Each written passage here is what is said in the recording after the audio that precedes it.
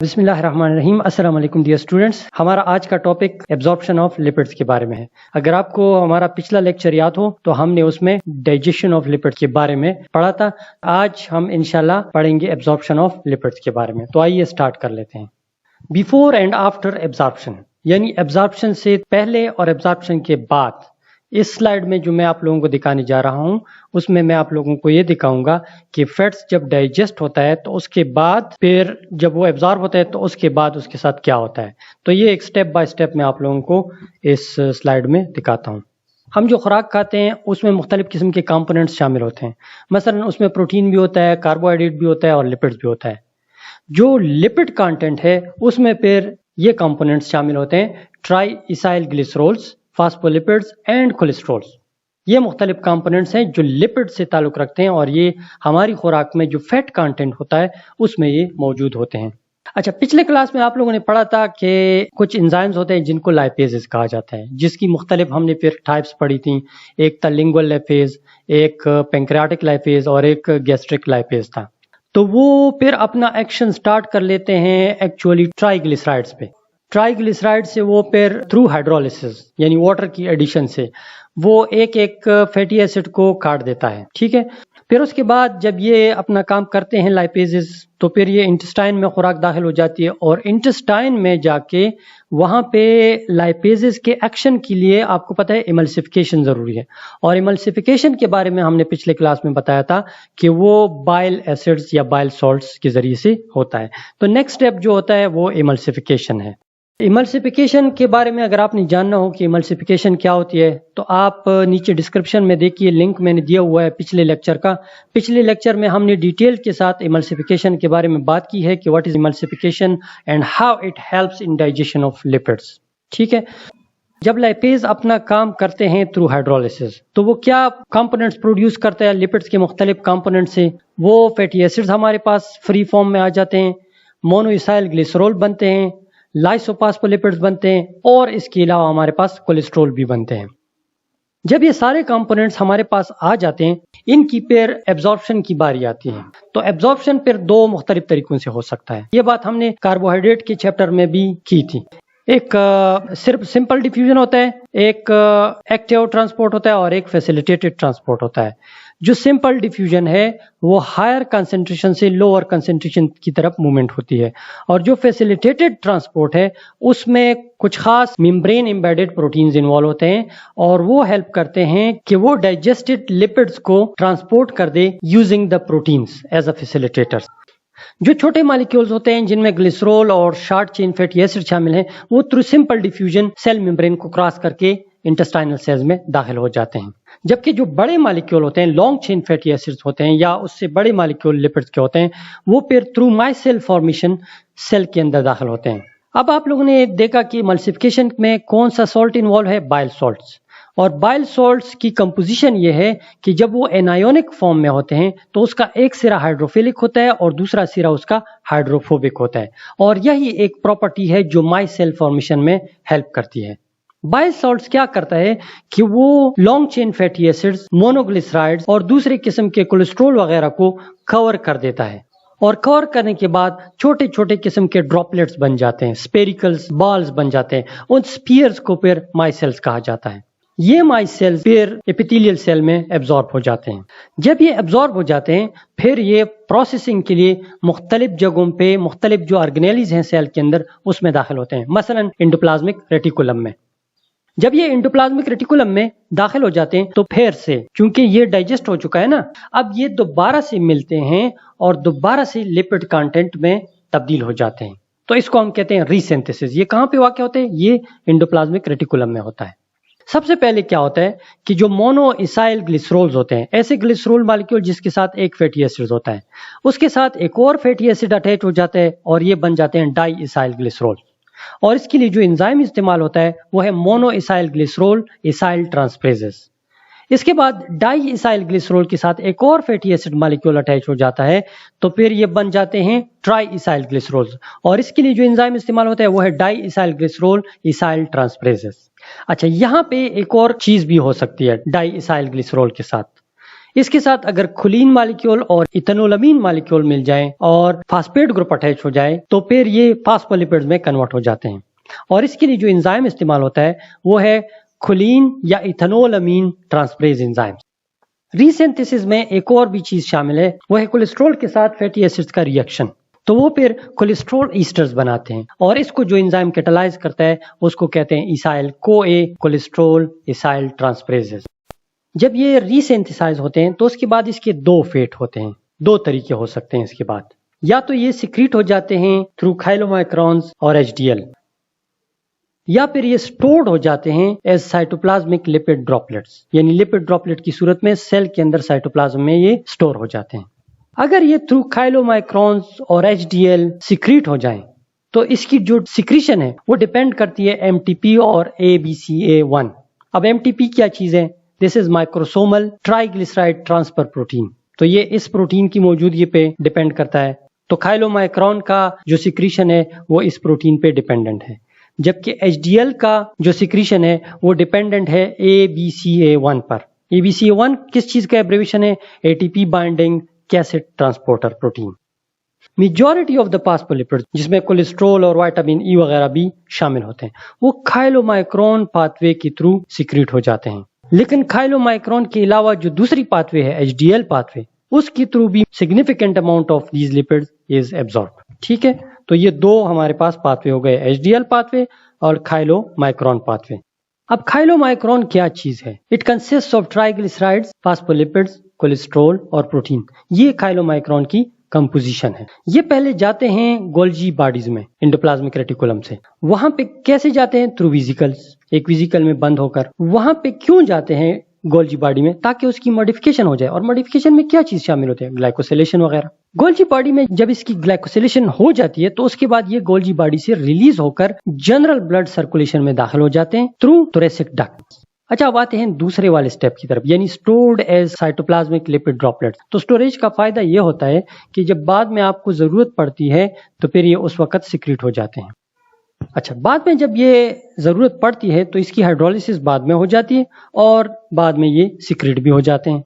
ये जो लिपिड के ड्रॉपलेट्स हैं ये बड़े बड़े स्फेरिकल पार्टिकल्स होते हैं जिसके इर्द गिर्द फास्फोलिपिड का एक मोनोलेयर मौजूद होता है। इसके सरफेस पे कई प्रोटीन्स भी होते हैं।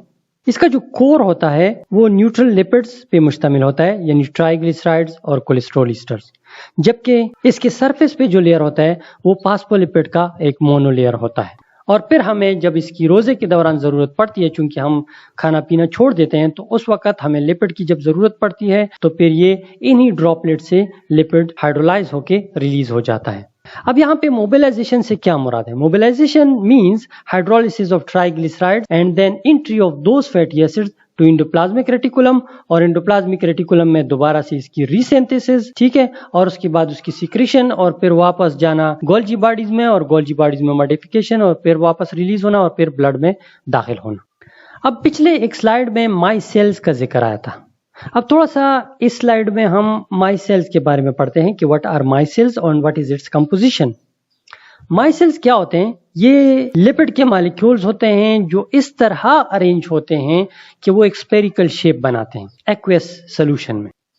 इन माई सेल्स में लिपिड के ऐसे मॉलिक्यूल्स शामिल होते हैं जो एम्फीफिलिक नेचर रखते हैं, यानी उसका एक सिरा हाइड्रोफोबिक होता है और एक हाइड्रोफिलिक होता है। इसका जो हाइड्रोफोबिक सिरा होता है वो माइसेल के अंदर इसके कोर में एग्रीगेट हो जाते हैं, जबकि इसके जो हाइड्रोफिलिक हेड्स हैं वो outside towards the aqueous environment होते हैं।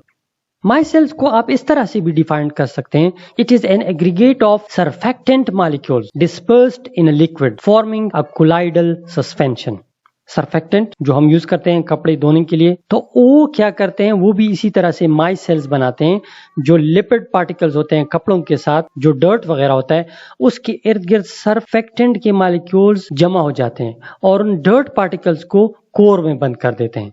इस तरह वो पानी में आसानी से डिसॉल्व हो सकते हैं। अदरवाइज डायरेक्टली जो हमारे कपड़ों के साथ ग्रीस वगैरह लगा होता है वो पानी में डिसॉल्व नहीं होता। सरफेक्टेंट का काम यह है कि वो माइसेल्स बनाए और माइसेल्स की कोर में उस डर्ट को बंद करे, और उसका जो आउटर लेयर होता है वो चूंकि वाटर सोल्युबल होता है और इनर कोर वाटर इनसोल्युबल होता है, तो ग्रीस ऑटोमेटिकली इसके अंदर कोर में बंद हो जाते हैं। और ये एज ए होल जो माइसेल पार्टिकल है ये वाटर में सॉल्युबल है, क्योंकि इसके आउटर सरफेस पे हाइड्रोफिलिक हेड्स होते हैं सरफेक्टेंट मॉलिक्यूल्स के। अगर आप यहाँ पे सरफेक्टेंट का एक मॉलिक्यूल देखें तो उसका एक पोलर हेड होता है और एक नॉन पोलर टेल होती है। इसके पोलर हेड्स आपस में कंबाइन हो जाते हैं और नॉन पोलर टेल्स आपस में जुड़ जाते हैं। इसके बाद ये एक स्पेरिकल शेप में तब्दील हो जाते हैं। इस स्पेरिकल शेप के सरफेस पे आप देखें ये पोलर हेड्स हैं जो कि वाटर सॉल्युबल हैं, जबकि इसके अंदर इसके टेल्स बंद हैं जो कि नॉन पोलर हैं और वाटर इनसॉल्युबल होते हैं। यहाँ पे कंपैरिजन किया गया है कि अगर यही सरफेक्टेंट मॉलिक्यूल्स को आप ऑयल में डाल दें तो क्या होगा और वाटर में डाल दें तो क्या होगा। ऑयल में अगर इसको डाला जाए तो इसकी जो टेल्स होती है वो टुवर्ड्स आउटसाइड होंगी और इसके अंदर फिर वाटर मॉलिक्यूल बंद हो सकता है, जबकि अगर इसको वाटर में डाल दिया जाए तो इसके अंदर ऑयल बंद हो सकता है, इसका जो सरफेस है वो वाटर सॉल्युबल होता है। इसकी कंप्लीट स्पेरिकल शेप अगर देखी जाए तो वो फिर कुछ इस तरह से नजर आएगी। जबकि हमारे इंटेस्टाइन में जो माइसेल बनता है उसकी स्ट्रक्चर कुछ इस तरह से होती है, क्योंकि उसमें bile salts, monoglycerides, fatty acids, phospholipids, cholesterol ये सब कुछ उस पे मौजूद होता है। तो उसकी जो क्रॉस सेक्शन है वो फिर हमें कुछ इस तरह से नजर आएगी। अब आते हैं एक और टॉपिक की तरफ, metabolism and clinical significance of lipoproteins. सबसे पहले what are lipoproteins? They are soluble proteins combined with fat और अदर लिपिड्स, यानी लिपोप्रोटीन्स। लिपो का मतलब है लिपिड्स और प्रोटीन का मतलब है प्रोटीन। तो ये लिपोप्रोटीन एक्चुअली क्या हो गए? They are actually the assembly of proteins and lipids. इसमें लिपिड्स ये और प्रोटीन्स ये, तो ये इनकी एक किस्म की असेंबली होती है। इसका काम क्या होता है? लिपोप्रोटीन्स का फंक्शन क्या होता है? They help in transport of fats, fats को ट्रांसपोर्ट करते हैं। क्यों ये हेल्प करते हैं फैट को ट्रांसपोर्ट करने में, या लिपोप्रोटीन की जरूरत क्यों होती है? जरूरत इसकी इसलिए होती है क्योंकि जो लिपिड होता है वो वाटर इनसॉल्युबल होता है और हमारा प्लाज्मा जो है, ब्लड का जो प्लाज्मा है वो मेनली वाटर पे मुश्तमिल होता है। तो लिहाजा इसमें जो लिपिड कंटेंट है वो आसानी से डिसॉल्व नहीं हो सकता। तो फिर उसके लिए एक तरीका है, वो है लिपोप्रोटीन का। तो लिपोप्रोटीन क्या करते हैं कि वो ऐसे लिपिड्स के मॉलिक्यूल्स जिनके हेड्स पोलर होते हैं वो न्यूट्रल लिपिड्स को दरमियान में कोर में बंद कर देते हैं जो कि वाटर इनसॉल्युबल होते हैं, और ऊपर से ये अपना एक लेयर बना देते हैं। तब ये particle as a whole water soluble बन जाता है। ये जस्ट लाइक जिस तरह अभी आपने माइसेल पढ़ा, ये भी उसी तरह का एक स्ट्रक्चर रखता है, लेकिन इसमें और उसमें फर्क ये है कि इसमें प्रोटीन के मॉलिक्यूल्स भी आप देख रहे हैं, इसीलिए ये लिपोप्रोटीन पार्टिकल है। इसमें ये जो प्रोटीन है इसका काम क्या है? इसका काम ये है कि ये लिपिड्स को इमल्सिफाई कर देता है, यानी वाटर में इसको सॉल्युबल बना देता है। लिपिड्स जो होता है हमारे बॉडी में जरूरी है कि वो एक सेल से दूसरे सेल तक, एक ऑर्गन से दूसरे सेल तक चला जाए, ट्रांसपोर्ट हो जाए। तो उसकी ट्रांसपोर्टेशन पॉसिबल होती है थ्रू लिपोप्रोटीन्स। ये थ्रू लिपोप्रोटीन्स क्यों पॉसिबल होती है? क्योंकि lipoproteins are soluble in water, जबकि lipids are insoluble in water. जो लिपिड होते हैं जो पानी में इनसॉल्युबल होते हैं, उसके इस ट्रांसपोर्टेशन के प्रॉब्लम को सॉल्व करने के लिए जो चीज होती है उसे हम लिपोप्रोटीन्स कहते हैं। लिपोप्रोटीन में होता यह है कि जो नॉन पोलर लिपिड्स होते हैं, मसलन ट्राई इसाइल ग्लिसरोल्स और कोलेस्ट्रॉल ईस्टर्स जो नॉन पोलर हैं, वो एसोसिएट हो जाते हैं एम्फीपैथिक लिपिड्स के साथ, जिसमें शामिल है फास्फोलिपिड्स और कोलेस्ट्रॉल और इसके अलावा प्रोटीन। तो ये सारे मिलकर इन लिपिड्स को वाटर सॉल्युबल बना देते हैं। General structure of a lipoprotein: they have a non polar core and a single surface layer of amphipathic lipids. Core जो होता है वो ट्राई इसाइल ग्लिसरोल और कोलेस्ट्रॉल ईस्टर पे मुश्तमिल होता है, जबकि इसका जो सरफेस है उसमें मेनली एम्फीपैथिक फास्फोलिपिड्स और कोलेस्ट्रॉल वगैरह होते हैं। ये इस तरह ओरिएंट हुए होते हैं कि उनका जो पोलर ग्रुप होता है वो टुवर्ड्स द एक्वियस एनवायरनमेंट होता है और इसका जो नॉन पोलर पार्ट होता है वो टुवर्ड्स इनसाइड द कोर होता है। लिपोप्रोटीन में जो प्रोटीन शामिल होता है उसको एपोलिपोप्रोटीन्स या शॉर्टकट में एपोप्रोटीन कहा जाता है। ये इसकी एक जनरल स्ट्रक्चर है लिपोप्रोटीन की। इसमें आप देख सकते हैं बिल्कुल जस्ट लाइक माई सेल, ये भी एक स्पेरिकल पार्टिकल है, लेकिन इसमें प्रोटीन भी शामिल है और प्रोटीन के अलावा इसके कोर में आप देख सकते हैं कोलेस्ट्रॉल, ट्राइग्लिसराइड्स, कोलेस्ट्रॉल ईस्टर्स और इसके सरफेस में आप देखिए फास्फोलिपिड्स और प्रोटीन्स मौजूद हैं। इसमें जो प्रोटीन्स होते हैं, बाज प्रोटीन्स पेरिफेरल होते हैं यानी जस्ट आउटसाइड सरफेस पे अटैच्ड हुए होते हैं, और बाज इंटीग्रल होते हैं यानी इसकी जो मेम्ब्रेन है उसको क्रॉस किए होते हैं, जो कि आसानी से इससे डिटैच नहीं हो सकते, जबकि दूसरी जानिब पेरिफेरल एपोप्रोटीन्स आसानी से डिटैच हो सकते हैं। तो यहाँ पर हमारा आज का लेक्चर खत्म हो जाता है। अल्लाह हाफिज।